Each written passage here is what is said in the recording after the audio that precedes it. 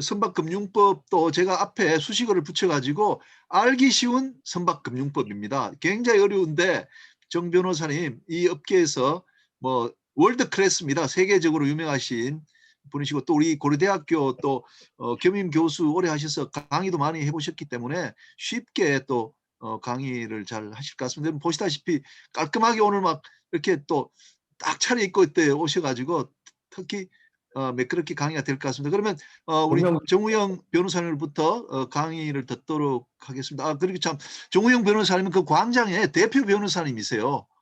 아주 대단하신 분입니다. 자, 부탁드리겠습니다. 네, 반갑습니다. 우리 김인양 교수님께서 소개해 주신 국산품 정우영입니다. 오늘 저는 정병석 교수님 강의 듣느라고 제가 뭘 해야 되는지 다 잊어버렸어요. 아주 제가 오늘 말씀드릴 거는 아주 간단하게만 말씀드리겠습니다. 뭐냐면 우리 선박금융 쭉 보면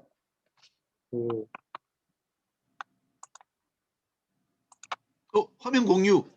네, 예. SPC라는 걸 참 많이 써요. 그래서 오늘은 선박금융에 왜 SPC를 쓰나 그거 하나만 갖고 여러분하고 좀 말씀 나누려고 합니다.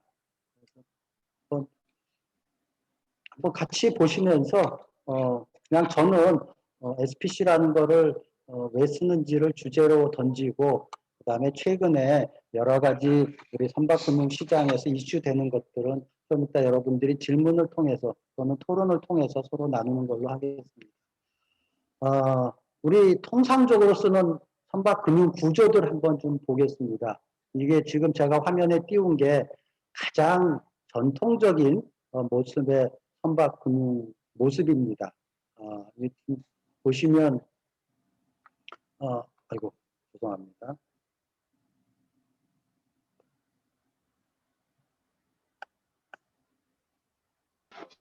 보시면 아시겠지만은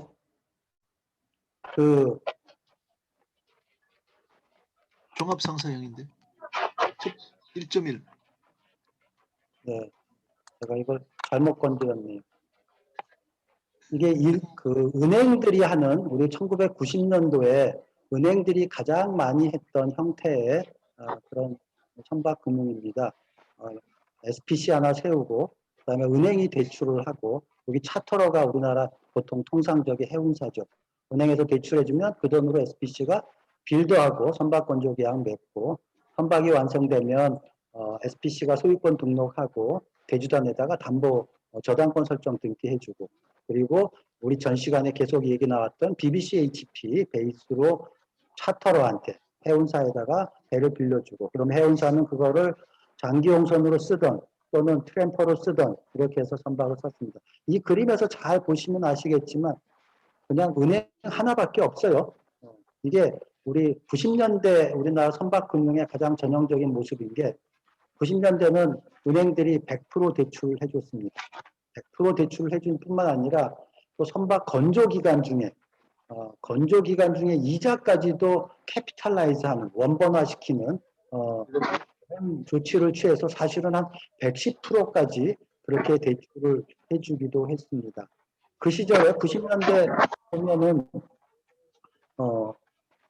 은행만 했던 게 아니고요.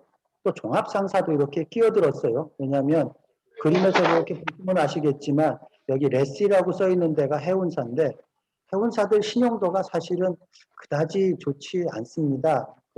지금도 별로 좋지 않지만 90년대, 80년대, 90년대도 역시 그렇게 좋지 않아서 은행이 해운사 보고 바로 대출을 못 해줬어요. 특히 중소형 선사 같은 경우.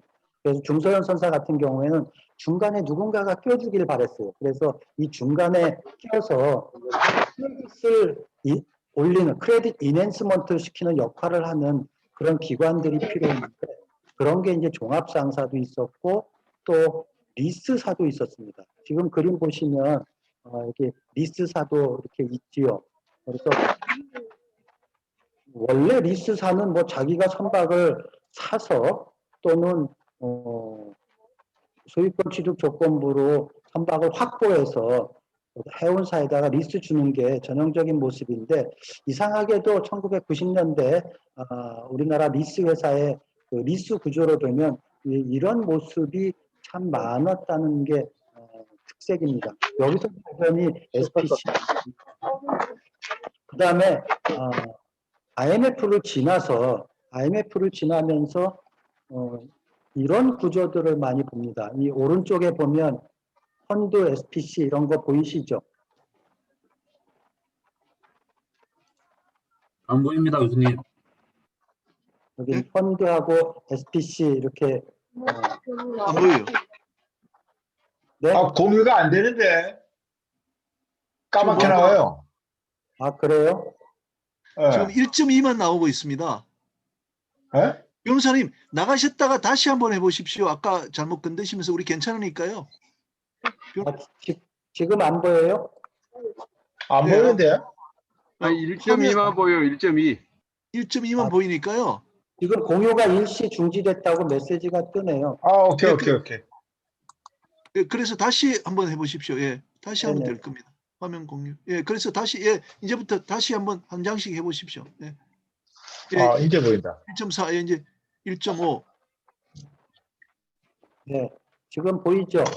1.5, 아, 돼요, 이제. 네네. 1.4. 예, 여기 보면은 이제 오른쪽에 펀드, SIC 뭐 이런 말들 보이잖아요. 그렇습니다. 이게 이제 그 사실은 IMF 이후에 나타난 구조들입니다. IMF 이전에는 은행들만 쭉 들어오다가 IMF 겪으면서 여러분 잘 아시겠지만은 뭐 달러가 없다 보니까 은행권 대출 갚으려고 배 많이 팔았습니다. 그래서 배 팔다가 보니까 배값이 생각보다 많이 싸요. 우리 90년대 은행들이 100%, 110% 대출해 줄 때는 은행들은 마치 선박이 부동산하고 비슷해서 성과가 잘 안 떨어질 거라고 생각을 했어요. 그래서 100%도 대출해주고 110%도 대출해줬는데 실제로 IMF가 와서 배를 실제로 팔아보니까 성과가 뭐 예상했던 것보다 70%, 60% 이렇게밖에 안 나갔던 것 같아요. 제가 가끔 비유적으로 이런 표현을 합니다. 그 성과는 꼭 골프 회원권 같아서 시장의 수요보다 한 척이 많으면 성과가 확 떨어지고 시장의 수요보다 한 척이 부족하면 성과가 확 오른다고 그런 표현을 하는데 정말 이 1998년, 99년, 2000년 요 시절에 성과는 대한민국의 선박이 많이 팔라고 내놓는 바람에 성과가 굉장히 많이 떨어졌어요. 그러다 보니까 IMF를 우리가 2002년도부터 극복을 하기 시작했는데 IMF를 극복하면서 은행들한테 대출을 해달라고 그랬더니 은행들이 옛날같이 대출을 안 해주는 거예요.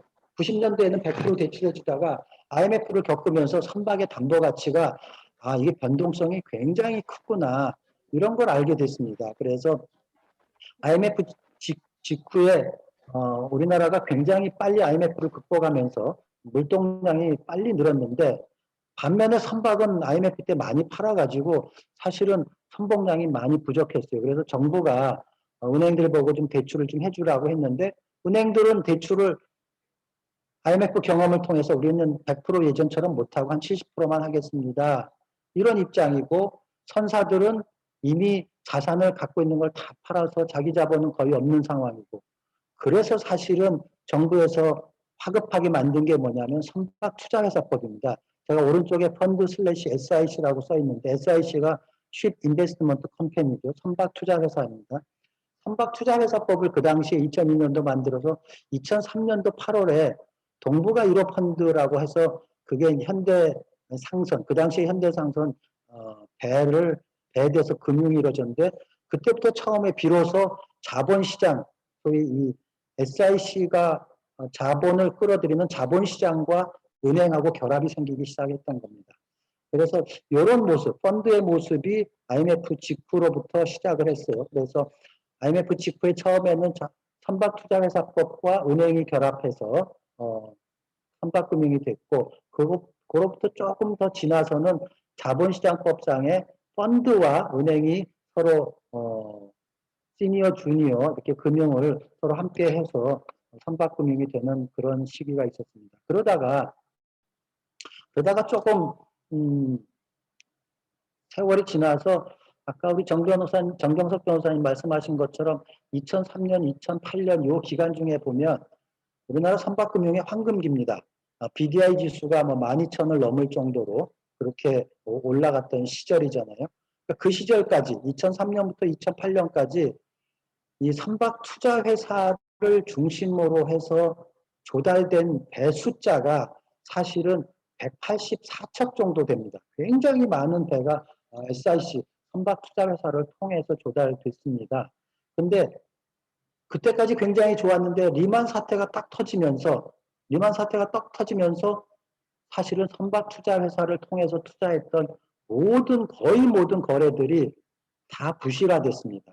다 부실화되다 보니까 리만 사태 이후에 역시 SIC를 중심으로 해서 선박금융을 하고 싶어 하지만 SIC에 투자하는 투자자들이 하나도 없게 됐어요. 그래서 나오게 된 게 사실은 한국 해양보증보험 주식회사라는 게 나와서 이 보증보험 주식회사가 이 SIC가 투자하는 거에 대해서 후순위 대출에 대해서 내가 보증을 할게. 그럴 테니 나를 믿고 투자해라. 사실 해양보증보험 주식회사는 산업은행하고 수출입은행이 거의 50%씩 50 플러스 한 주, 50 마이너스 한 주 이렇게 해서 만들어진 신용도가 높은 회사다 보니까 여기서 보증 또는 보험을 하면 그걸 믿고 투자자가 들어올 수 있는 구조였습니다. 그래서 이러한 구조로 선박금융이 잠시 되기는 했어요. 근데 그것도 오래 가지는 못했고요. 여러분 잘 아시다시피 리만 사태 이후에 2013년도 정도 이후부터는 사실은 선박금융이 거의 잘 안 일어나고 있는 상황이 됐습니다. 지금까지 보신 걸 쭉 보시면 제가 그린 이거 외에도 사실은 굉장히 많은 형태의 선박금융 구조가 있겠지만 전부 다 이렇게 SPC가 써 있어요.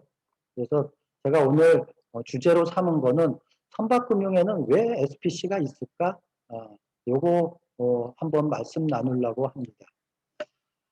이 말씀 나누려고 제가 저의 변호사 초창기 시절로 한번 돌아가서 말씀을 나눌게요. 제가 92년도부터 이제 변호사 생활을 했는데요. 그 당시에 92년도 당시에 우리나라 해운사들이 돈을 빌리는 선박금융을 하는 구조가 사실은 산업은행과 수출입은행의 정책 자금이 거의 위주였습니다. 특히 산업은행의 계획조선 자금 이런 걸 받아서 선박금융을 했어요. 이 당시에 그런 자금들이 원화대출이었는데 이 원화대출이 과연 금리가 얼마였을까 이렇게 한번 생각해 보는 것부터 한번 시작을 해보겠습니다. 혹시 우리 오늘 참가하신 분들 중에 90년대 초반서부터 IMF 때까지 우리나라 금융시장의 원화 프라임 레이트가 얼마나 되는지 기억하시는 분 계세요?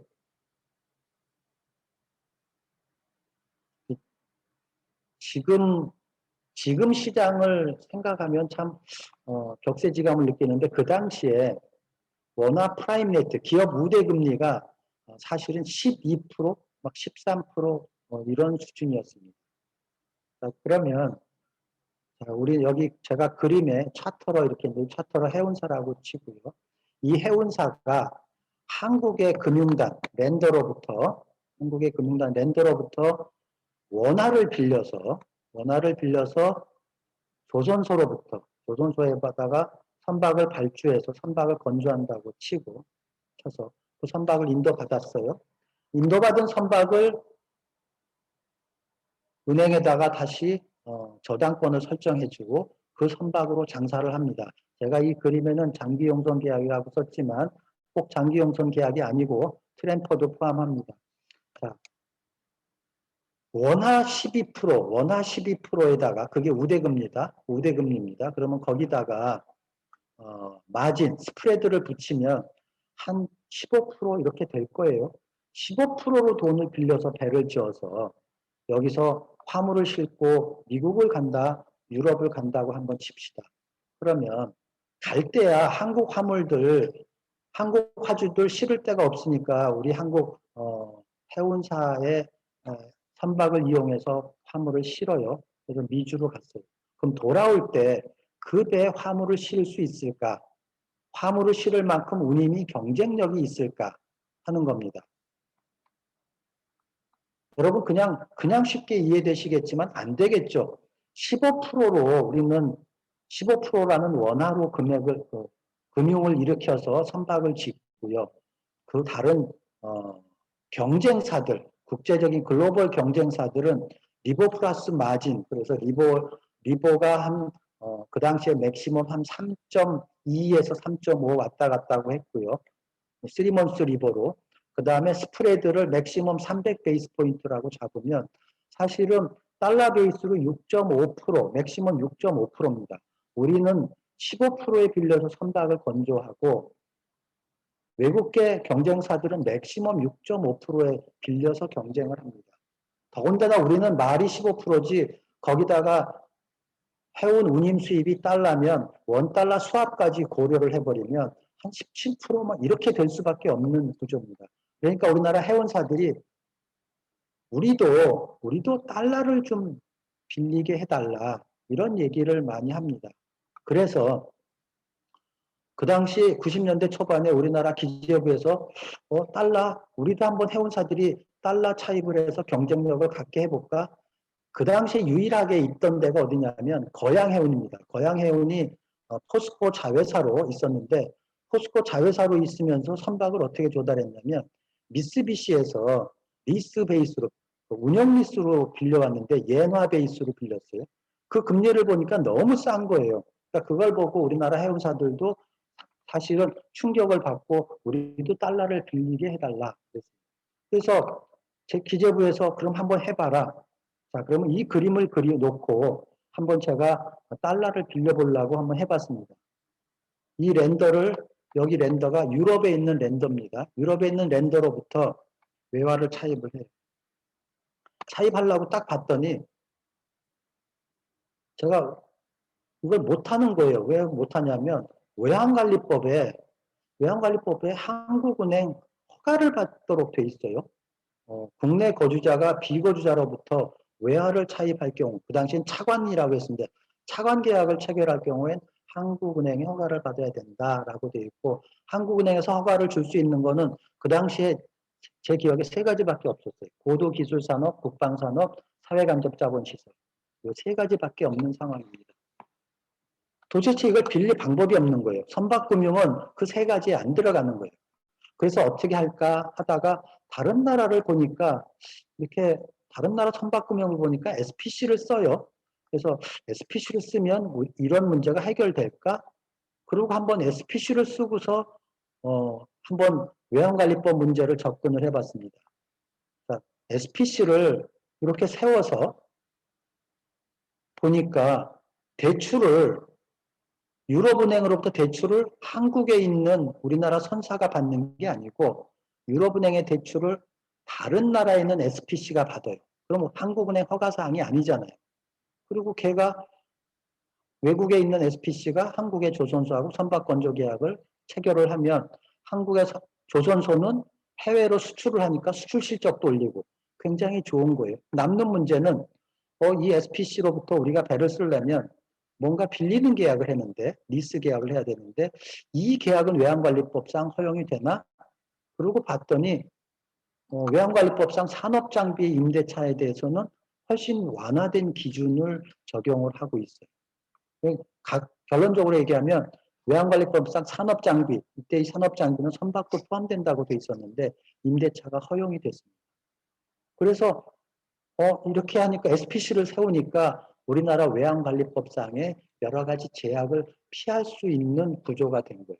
그러니까 우리나라에서 SPC를 쓰게 된 계기는 어떻게 보면 제 경험에 비춰보면 외환관리법을 피하기 위해서 SPC를 쓰게 되었구나, 이런 경험을 저 개인적으로는 했습니다. 근데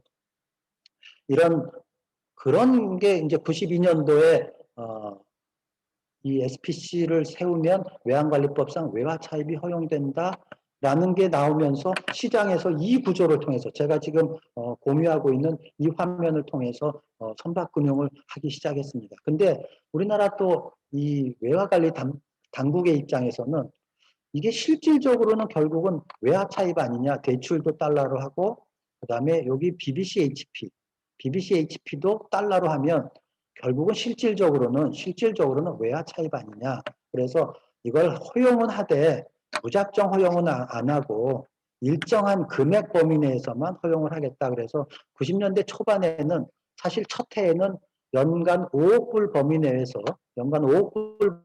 만 이런 금융 구조로 선박을 조달해라 라고 시작을 했습니다. 그리고 그 이후로부터 금액을 조금씩 키워가서 1998년도에는 연간 20억 불까지 선박금융을 이런 외화 선박금융을 할 수 있도록 허용을 해줬고, 선박금융 이 한도를 어디다 줬냐면 해수 우리 선주협회에다가 줘서 선주협회에서 각 선사들한테 골고루 나눠줘서 이 금융구조를 통해서 외화를 도입할 수 있게 그렇게 했었습니다. 이런 구조가 완성되고 나서 가장 큰 첫 케이스가 사실은 가스공사의 케이스입니다. 근데 제가 가스공사 케이스는 오늘 주 논의사항이 아니어서 그냥 넘어가겠습니다. 자, 그러면 이런 계기로 저희가 SPC를 저는 쓰게 됐는데, 정말 SPC를 쓰게 된 게 과연 그 이유밖에 없을까? 그런 면에서 한번 조금 더 살펴보도록 하겠습니다. 먼저 SPC, 그러면 이건 말 그대로 스페셜 퍼포스 컴퍼니, 옛날에는 스페셜 퍼포스 비이클 이렇게도 많이 썼습니다. 많이 썼고, 현재 우리나라가 많이 쓰는 데는 파나마, 마샬 아일랜드 이렇게 두 군데를 가장 많이 씁니다. 90년대 이전에는 사실은 라이베리아 이렇게 많이 썼고요. 90년대 들어오면서 파나마를 많이 썼고, 그 이후에 우리 마샬 아일랜드가 여러 가지 서비스가 우리나라와 동일시대 서비스를 하고 있어갖고 마샬 아일랜드 치적이 급격하게 늘어나고 있는 게 최근의 현황입니다. 우리가 편의 치적이라고 이렇게 하죠. 자, SPC를 왜 쓸까라는 게 오늘의 주제였으니까 일단 그걸 중심으로 해서 한번 말씀을 나누겠습니다. 우리 선박금융 보면은 1선박 1선주 원칙이라는 말이 있어요. 보면은 배 하나당 SPC가 하나 이렇게 있습니다. 거의 완벽히 100% 다 그렇지는 않지만 거의 대부분이 선박 하나당 SPC가 있어요. 이게 왜 그럴까? 제가 한번 다음 그림 통해서 여러분하고 한번 잠깐 나눠볼게요.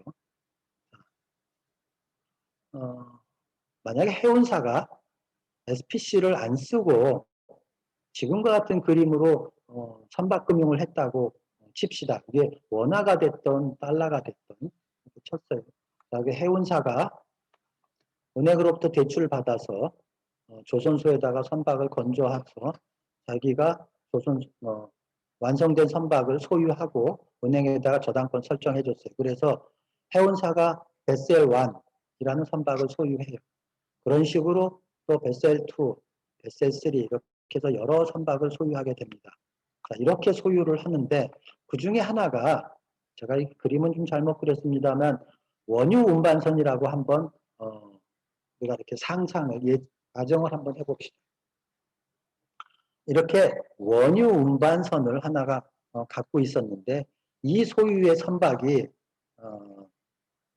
미주 서안에서 암초에 걸려서 오일 폴루션을 일으켰다. 이렇게 한번 쳐볼게요.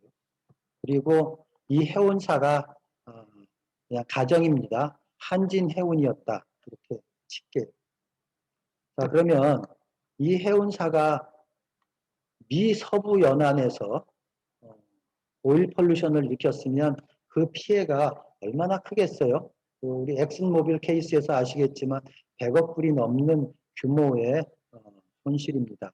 그러면 피해를 입은 그 주변의 어민이라던가 또 해변가에 있는 각종 레저 단지의 소유자들이 가만히 안 있겠죠. 제일 먼저 할 게 이 해운사를 상대로 손해배상 청구를 할 겁니다. 두 번째 뭘 할까요? 두 번째 할 거는 뭐냐면 우리 손해배상 청구하면 무조건 당연히 따라오는 게 뭐죠? 재산의 압류잖아요. 그럼 재산을 뭘 압류해요?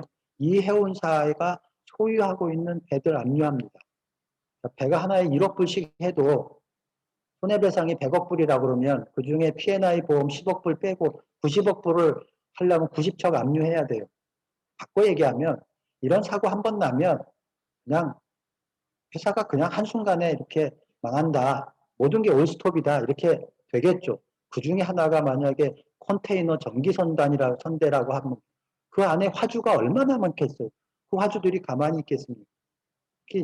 이런 위험이 있어요. 그러면 SPC를 쓰면은 뭐가 다르길래 배마다 SPC를 쓸까 하고 한번 보시죠. 자, 해운사가 SPC를 세워서 각 SPC 별로 은행에서 돈을 빌려서 그리고 SPC가 배를 져서 해운사에다가 배를 빌려줍니다. 해운사가 소유하는 게 아니라 배를 빌려줘요. 이렇게 해서 해운사는 자기가 빌려 쓰는 배가 베셀 1, 베셀 2, 베셀 3 막 이렇게 있어요. 자, 똑같이 한번 상정을 해보고 베셀 K가 또 역시 VLCC, 원유 운반선이었는데 똑같은 상황에 처했다고 쳐봅시다. 자, 그러면 그 피해를 입은 피해자들이 어떻게 할까요? 역시 해운사를, 선박을 운항한 해운사를 상대로 손해배상 청구는 하겠죠. 근데 손해배상 청구는 하는데 이 배들을 이 해운사의 자산이라고 직접 다 압류할 수 있을까요?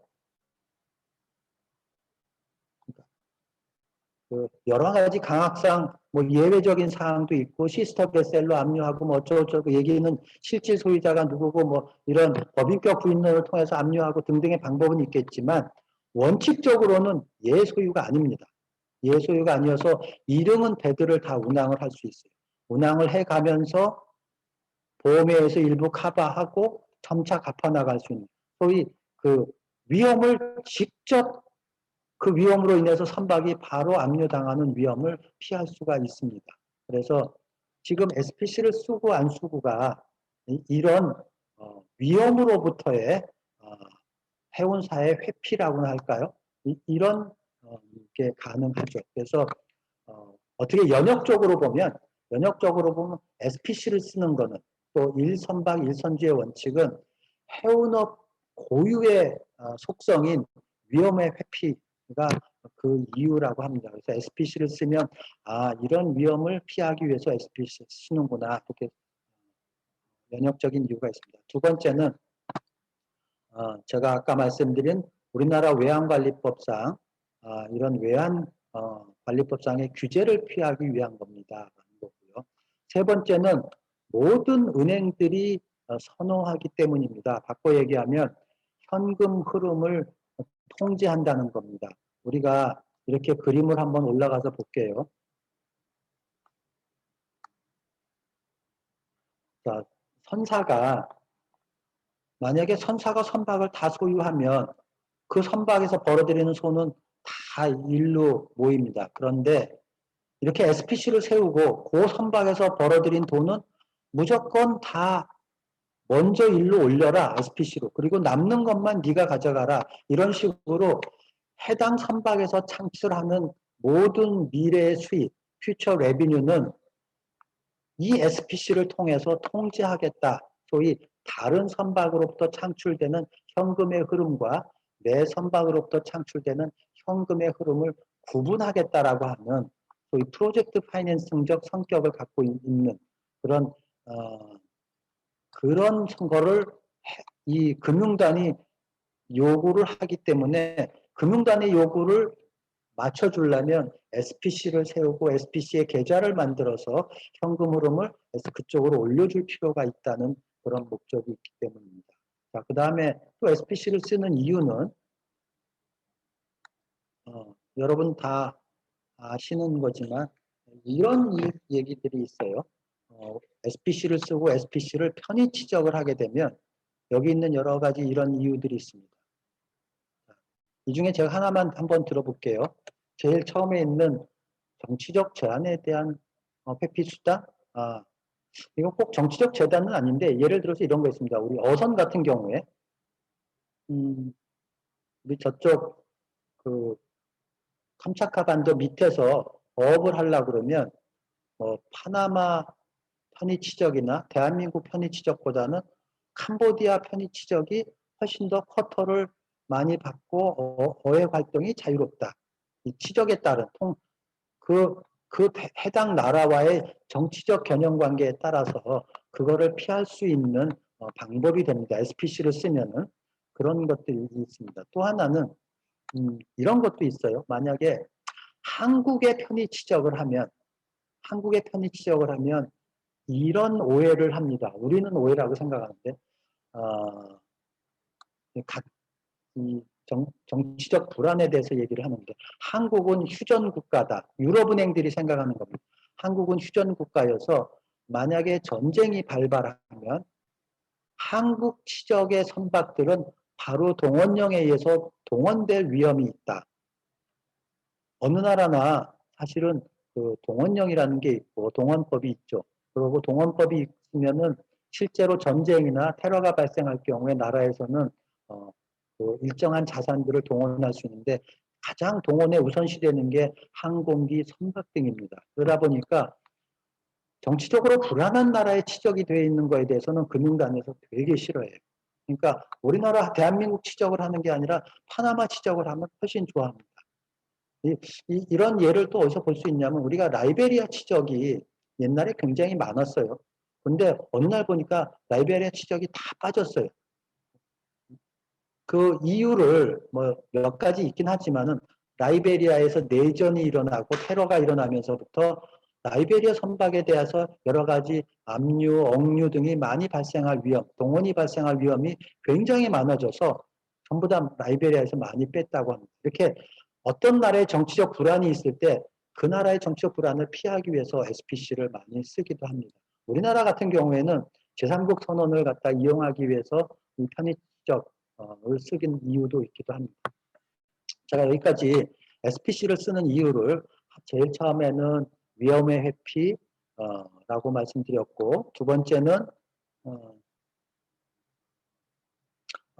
우리나라의 경우에는 외환관리법의 규제를 피하기 위함입니다. 세 번째는 은행들이 요구하는 현금 흐름을 구분하기 위함입니다. 얘기를 했고요. 네 번째는 이 편의치적이 갖고 있는 여러 가지 장점이 있기 때문입니다. 라고 말씀드렸어요. 근데 이 여러 가지보다도 저는 항상 더 중요시 여기는 게 이 제일 마지막 겁니다. 우리나라의 저당권을 설정하는 것보다 파나마에 SPC를 세우고 해외에다가 치적을 하는 것이 훨씬 더 금융권 입장에서는 안전하다는 겁니다. 제가 한번 그림으로 한번 여러분한테 설명 같이 한번 해보겠습니다.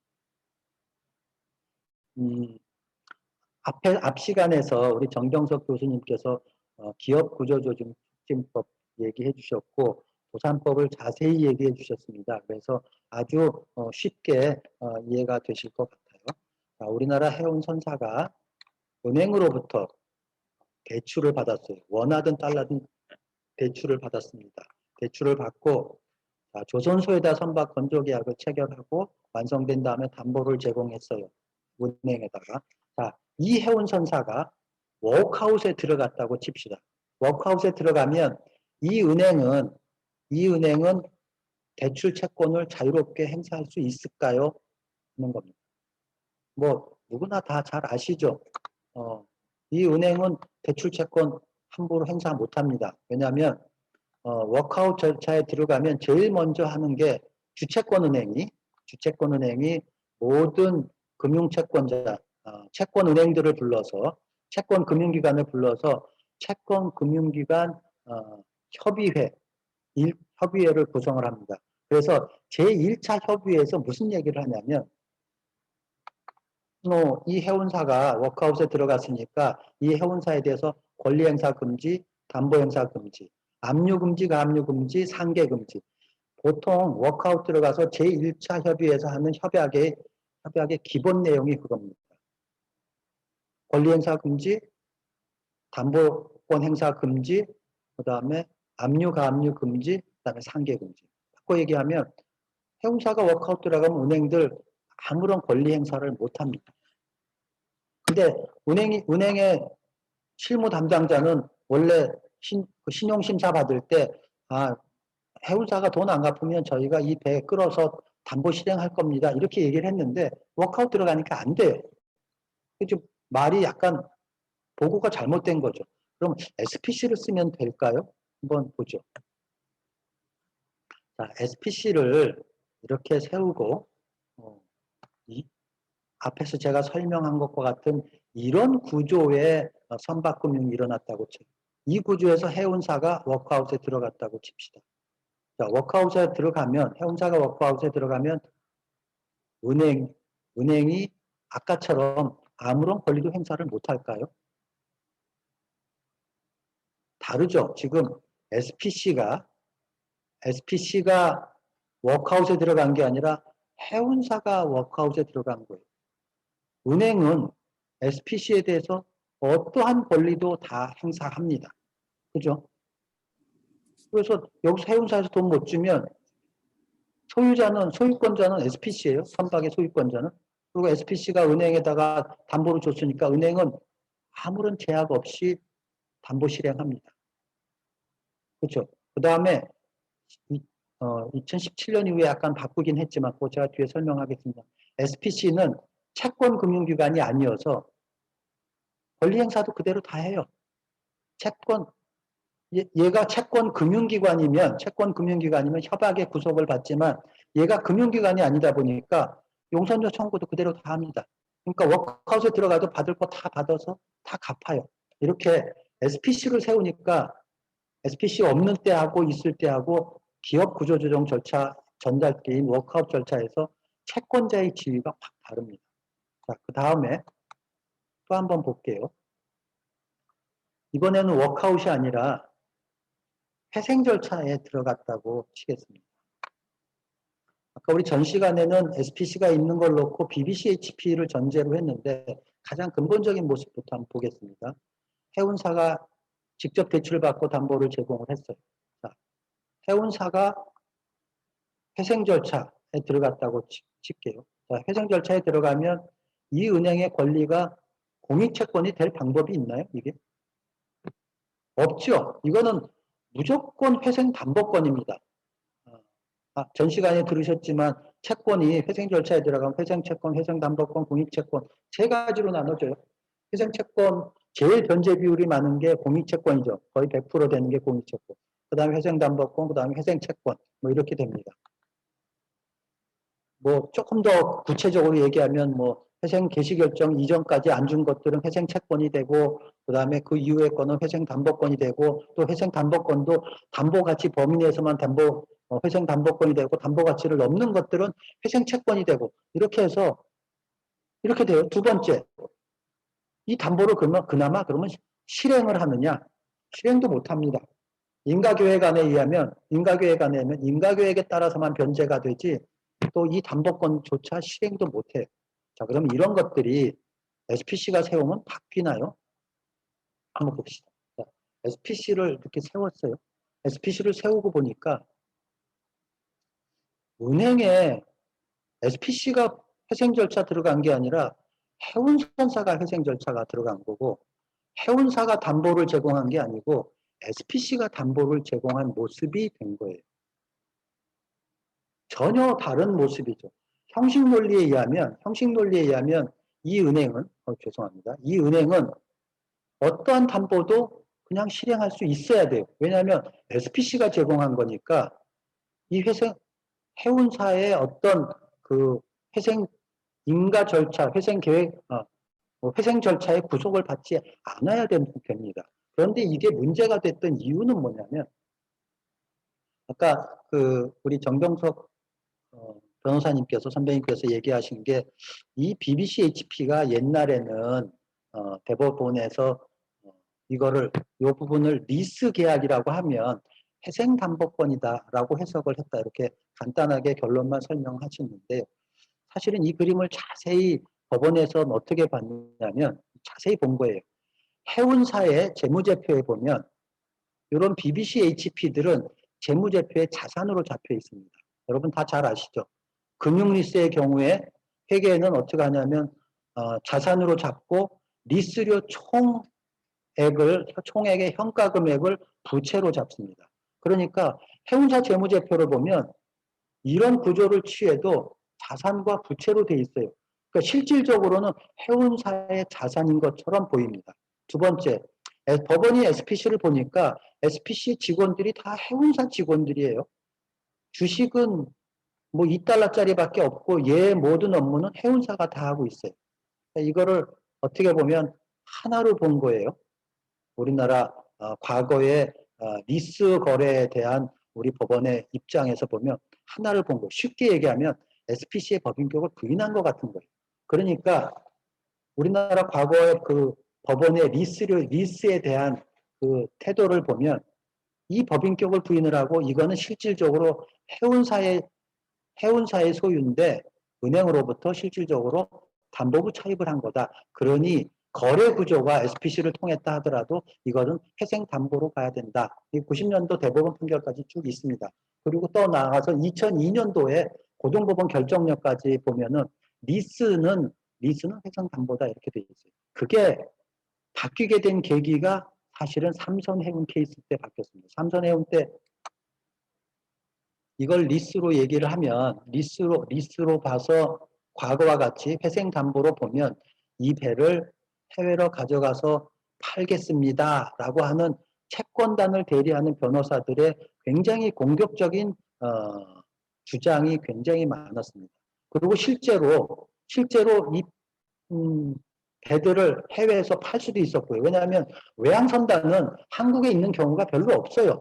외항운항선박은 거의 대부분이 글로벌 돌아다니기 때문에 해외에서 잡는 걸 막을 방법이라고는 스테이오더, 아까 얘기 나온 것처럼 스테이오더에 잡을 수 있지만 스테이오더가 효력이 발생할 수 있는 나라가 사실은 그리 많지 않습니다. 가입 국가가 뭐 45개 국가 됐고 우리나라와 협약을 레시프로시티를 갖고 있는 나라가 한 11개 국가가 됐고 한다지만 한 7개국 정도밖에 효력이 없어요. 그 외에서 사실 선박을 잡아서 매각을 하면 막을 방법이 없다 보니까 사실은 삼선해운 케이스에서 어떻게 봤냐면 이걸 있는 그대로 보고 봅시다. 그리고 이 계약은 선체용선 제가 소유권 이전 조건부 나용선 계약이라고 썼지만 지금 상법은 선체 용선 계약이라고 하고 선체 용선 계약은 이 장에 정함이 없으면 임대차 계약을 준용한다 이렇게 되어 있죠. 우리나라 상법 해상편에. 그러다 보니까 자연스럽게 임대차로 해석이 되고 임대차는 쌍무계약이에요. 그래서 삼선해운 케이스 때부터 이거를 쌍무계약으로 보게 된 겁니다. 그러면 쌍무계약으로 보게 되면 법정관리 들어가 있는 이 회사의 관리인이 이행 선택을 하면 100% 공익채권이 되고요. 계약을 해지하면 그냥 반선하고 여기 대주단은 반선된 선박으로 그냥 담보 실행하면 됩니다. 바꿔 얘기하면 SPC가 있다 보니까 원래 신용심사했던 거하고 똑같은 거예요. 그냥 돈 주면 원래대로 다 받고 안 주면 담보 실행할 수 있어요. 근데 SPC가 없으면 담보 실행할 방법이 없어요. 그러니까 바꿔 얘기하면 우리가 이런 거를 해운사가 실질 차주가 법정관리 들어가거나 그와 유사한 절차에 들어가더라도 원래 제공된 담보는 영향을 미치지 아니한다. 이거를 우리가 조금 현학적으로 얘기하면 우리가 뱅크럽시 리모트 이렇게 표현을 합니다. 소위 도산절연 이런 말을 해요. 이 도산절연이 좀 우리 요즘엔 참 많이 쓰이는 얘기인데 도산절연이 안 되면 유럽계 은행들은 사실은 대출을 안 합니다. 대출을 안 해요. 그래서 이 SPC를 쓰는 이유가 사실은 이 도산절연을 갖고 오기 위한 뱅크럽시 리모트를 갖고 오기 위한 가장 중요한 도구이고 굉장히 실질적인 도구입니다. 자, 이렇게 제가 SPC를 쓰는 이유, 왜 선박금융에는 SPC를 쓰는가 이렇게 쭉 여러 가지를 말씀드리면서 가장 중요한 이유는 뱅크럽시 리모트, 도산절연을 위험입니다. 이렇게 결론을 말씀드립니다. 근데 제가 여기까지 이렇게 설명을 드리면서 사실은 조금 여러분한테 속인 부분이 있어요. 뭐가 있냐면 제가 이 부분을 제가 한번 보여드릴게요. 제가 워크아웃 설명을 드렸는데 기업 구조조정 촉진법이 2017년도에 사실은 좀 바뀌었습니다. 바뀌어서 채권 금융기관이라는 표현이 모든 금융채권자라는 표현이 바뀌었어요. 그래서 과거에는 2017년 이전에는 제가 좀 복잡하게 하지만 그림 다시 올라갈게요. 2017년 이전에는 워크아웃 절차에 들어가도 SPC는 금융기관이라고 안 봤기 때문에 얘가 워크아웃 절차에 들어가도 100% 청구를 다 했습니다. 다른 금융기관들은 권리행사도 못하고 담보행사도 못하고 상계도 못하고 압류도 못했지만 SPC는 금융채권자가 아니어서 다른 상거래 채권자와 마찬가지로 모든 권리행사를 다 했어요. 근데 2017년에 기업구조조정촉진법이 바뀌면서 SPC도 이제는 금융을 제공하고 있는 거 아니냐. BBCHP는 금융 리스라고 한다. 그러면 이것도 금융으로 봐야 되고, 그러니까 SPC의 권리도 금융채권으로 봐서 역시 기업구조조정촉진법에 따른 여러 가지 제약을 받아라. 다른 금융채권자와 똑같은 제약을 받아라. 라는 식으로 법이 바뀌었습니다. 그래서 기업구조조정촉진법에 따르면 새로운 기업구조조정촉진법에 따르면은 그러니까 그 뱅크럽시 리모트가 안 되는 게 현실입니다. 그래서 지금의 우리나라 은행들이 선박금융하면서 사실은 제일 고민하고 어려워하는 게 뭐냐면 이 기업구조조정촉진법입니다. 이 법을 빨리 옛날과 같이 복귀시켜서 우리나라 커머셜 은행들이 자유롭게 선박금융을 좀 하게 해달라 하는 것들이 선박금융을 하는 변호사들이 주장하는 것 중에 하나입니다. 우리 금융위에나 기재부에다가 많은 얘기를 건의를 하고 있는데 실제로 잘 되고 있지 않습니다. 시간이 많이 돼서 간단하게 다른 최근에 이 선박금융 중에 이슈가 되는 거 하나만 부언을 좀 더 말씀드리고 제 발표는 그냥 마치도록 하겠습니다. 최근에 요즘에 여러분 이 해운업을 하시는 분들은 IFRS 16이라는 거를 자주 들으셔요. 그게 뭐냐면 이 장기 운송 계약, 이 그림에서 보는 장기 운송 계약에 대한 회계 처리입니다. 과거에는 이 장기 운송 계약을 말 그대로 운송 계약으로 회계에서도 봤습니다. 장기 운송 계약을 운송 계약으로 봤어요. 우리 COA는 Contract of Affreightment, 그래서 뭐 장기 화물 운송 계약 이렇게 얘기를 하는데 운송 계약으로 처리하게 되면 받는 운임을 해운사에 그 전액을 해운사의 매출로 이렇게 간주하게 돼 있었습니다. 그런데 IFRS 16이 들어오면서부터 어떤 문제가 생겼냐면 장기 운송 계약이라 하더라도 첫 번째 화주가 이 선박을 일정한 기간 동안 단독으로 사용할 경우, 소위 이 선박에 대한 경제적 지배권을 화주가 갖고 있을 경우, 두 번째 선사가 이 선박을 다른 선박으로 쉽게 대체하지 못할 경우, 그럴 경우에는 장기 운송 계약을 리스로 처리한다. 이렇게 되어 있습니다. IFRS 16에 의하면. 그러다 보니까 장기 운송 계약에서 회계가 화주가 리스 처리를 하게 됩니다. 그러면 그 결과가 어떻게 되냐면 해운사 입장에서는 해운사 입장은 여기도 리스고 여기도 리스예요. 그럼 해운사의 이득은 뭐냐면 두 리스료의 차액만이 영업이익으로 잡힙니다. 이렇게 영업이익이 외형 매출이 확 줄어들어요. 확 줄어들면 에비타가 확 떨어지고 에비타가 떨어지면 주가에도 영향을 주고 하는 문제가 있습니다. 그래서 이 문제를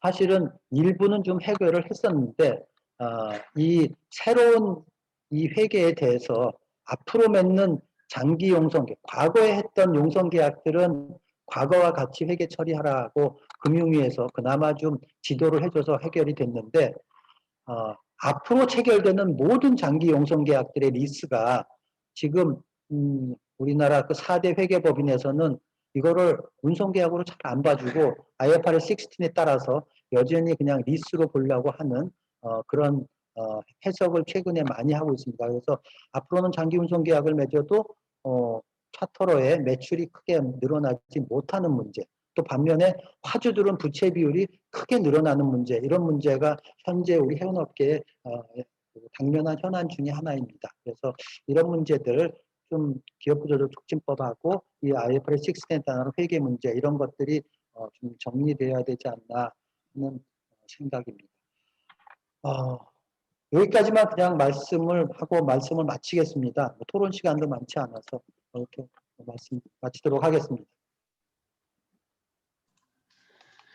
예, 변호사님 너무 감사합니다. 변호사님 아주 좀 천천히 우리 학생들 그리고 이제 뭐 그 초보자들을 위해서 아주 알기 쉽게 설명을 잘 해주셔서 너무 감사합니다. 저도 그 SPC 세우는 목적, 그 외환관리법상 규제를 피하기 위함이다. 책에 많이 나와 있는데 그 이유를 정확히 몰랐는데 오늘 말씀을 들어보니까 너무 쉽게 그 이해가 됐고, 그리고 현금 흐름의 통제라는 설명도 너무 좋았습니다.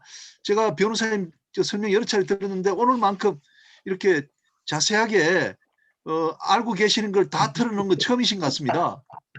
평소는 잘 안 하시다가 오늘 아주 다 틀어놓으신 것 같아요. 너무너무 좋은 강의 감사합니다. 그리고 특히 회계 쪽도 이 부분은 몰랐고, 우리가 이제 뭐 저 BBC하고 타임차트 그 관계만 이야기를 알고 있었는데 또 이렇게 장기 운송 계약까지 문제점을 지적해 주셔서 너무 고맙습니다.